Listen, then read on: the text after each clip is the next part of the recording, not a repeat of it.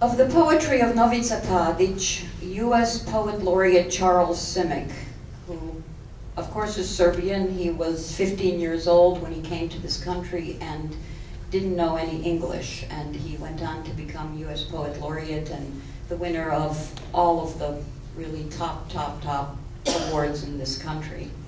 So of Novica Tadić, Charles Simic wrote, in Serbian it's Simic, but since in this country it is generally pronounced Simic, that is the way I'm going to pronounce it this evening. Simic wrote of Novica Tadić, quote, "If Hieronymus Bosch had gotten around to writing poems, I suspect they would have sounded like Novica Tadić. We live in a world which resembles one of his canvases. Devils roam the dark streets, preying upon the innocent. The atmosphere is oppressive and claustrophobic. It's hard to tell bad dreams from reality. Tadić is a poet of the dark night of history." End quote. Born in 1949 in a small town in Montenegro, Tadić studied philosophy at the University of Belgrade. The author of 20 collections of poetry, he was awarded virtually all the major literary prizes of Yugoslavia and Serbia, and has been translated into English and French. Yet Tadić faced an enormous challenge in surviving as an artist in a totalitarian society. Uncompromising in both his ethics and his beliefs, this great Serbian poet was blacklisted and lived in poverty at the same time that he was honored with prestigious awards. He died in Belgrade this past January. This poem, Sedmi brat, the seventh brother, is a short but stunning meditation about a loved one coming home a changed person. Surely the return of a conscript in Milosevic's army. Yet it could be a soldier in any war. 7, of course, is a magical number in folklore. But as you'll soon see, this brother is far from seventh heaven.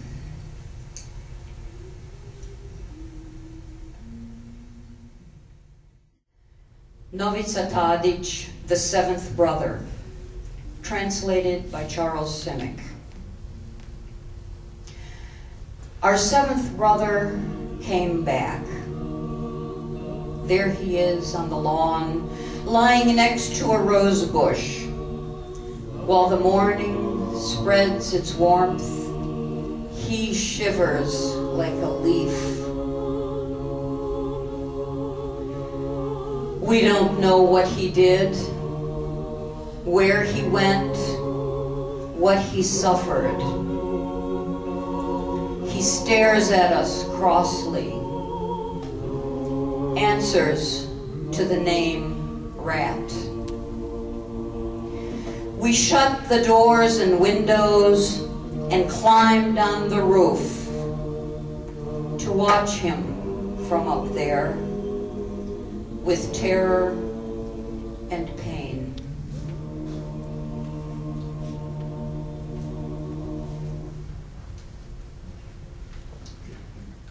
So,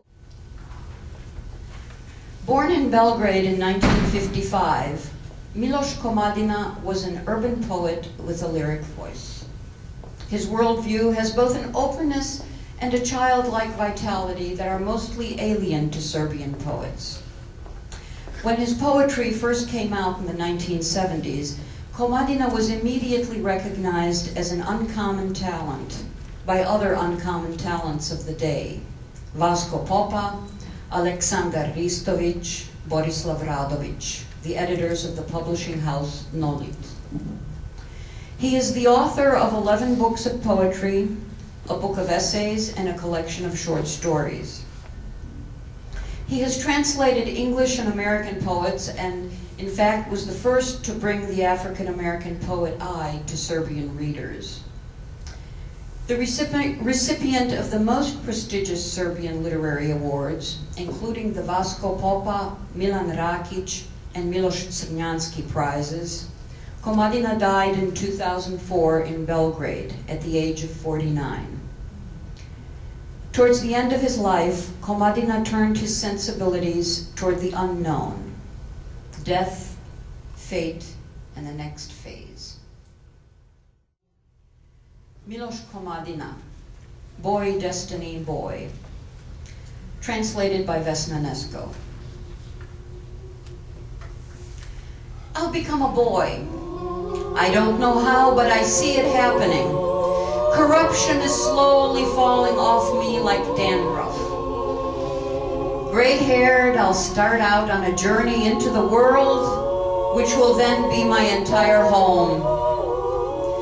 I'll become a boy when, as an old man, I set out for wherever my self-reliance takes me.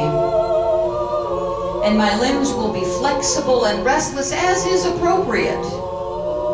You will stand at the railway platform while the iron rumbles, and you'll hold a yellow silk kerchief. And well before the train leaves, you'll raise your kerchief and wave.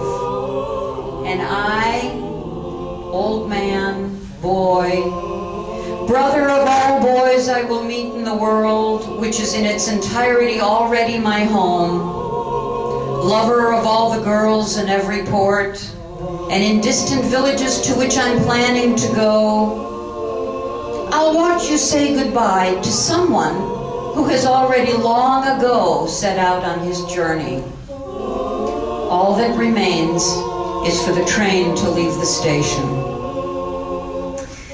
But I won't even know about you at the platform, in the jumble of colors of those saying their goodbyes. The train whistle and the girl sitting across from me are beautiful enough to distract me.